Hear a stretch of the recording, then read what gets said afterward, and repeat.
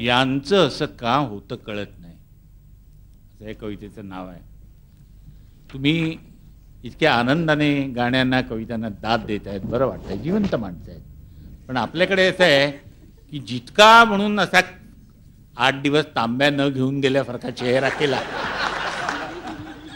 की तो भयंकर आध्यात्मिक. अरे असतो या कसला आध्यात्मिक.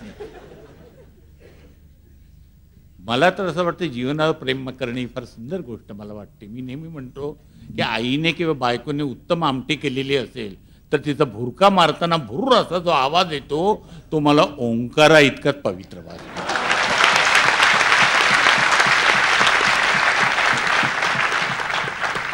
त्यामुळे हवं तर सगळं लाळ गळत असते, पण अध्यात्माचा खोटा आव. यांचं असं का होतं कळत नाही, किंवा यांना कळतं पण वळत नाही. निळ निळ वेल्हाळ पाखरू आभाळात उडणार, रुपेरी वेलांटी घेत मासा पाण्यात बुडणार. याचं सुख नसतंच मुळी कधी यांच्यासाठी. यांच्यासाठी एकच असतं, कपाळाला आठी. यांच्यासाठी एकच असतं, कपाळाला आठी. यांची पापणी कधी सुद्धा ढळत नाही. यांचं असं का होतं कळत नाही, किंवा यांना कळतं पण वळत नाही. मोठ्याने हसा तुम्ही, यांना नैतिक त्रास होतो. मोठ्याने हसा तुम्ही, यांना नैतिक त्रास होतो. आणि वेलची खाल्लीत तरी यांना व्हिस्कीचा वास येतो. आणि वेलची खाल्लीत तरी यांना व्हिस्कीचा वास येतो. यांचा धोशा सुरू असतो, अमक खाणं वाईट, डोकं जडचं होतं, तमकं मुळीत पिऊ नका, त्याने नक्की पडचं होतं. संयमाचे पुतळेच हे. यांची पापणी चुकून सुद्धा चढत नाही.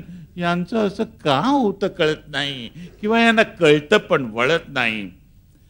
अहो सगळेच कसे बागेमध्ये व्यायाम करीत असणार. एखाद्याने केलं तर ठीक आहे हो. सगळेच कसे बागेमध्ये व्यायाम करीत असणार, किंवा हातात गीता घेऊन चिंतन करीत बसणार. बागेतल्या कोपऱ्यात कोणी घट्ट बिलगून बसतच ना, आणि गालाला गाल लावून गुलगुल करीत असतच ना. असं काही दिसलं की यांचं डोकं सणकलंच, आणि यांच्या अध्यात्माचं गळवं अवघड जागी ठणकलं. आणि यांच्या अध्यात्माचं गळू अवघड जागी ठणकलंच. नैतिक सामर्थ्याचं यांच्या वेगवान घोडं असतं, पण यांना मुलं होतात हेच एक कोडं असतं.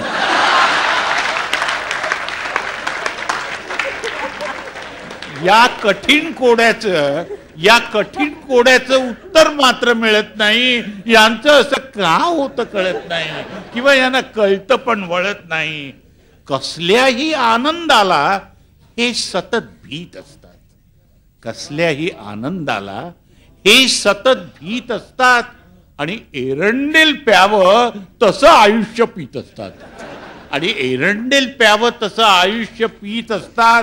एरंडेल प्याल्यावर आणखी वेगळं काय होणार.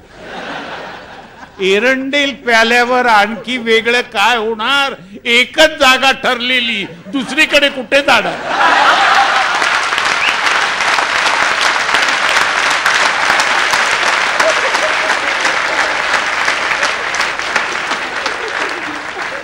एकच जागा ठरलेली, दुसरीकडे कुठे जाणार. कारण आणि परिणाम यांचं नातं टळत नाही. यांचं असं का होतं कळत नाही, किंवा यांना कळतं पण वळत नाही.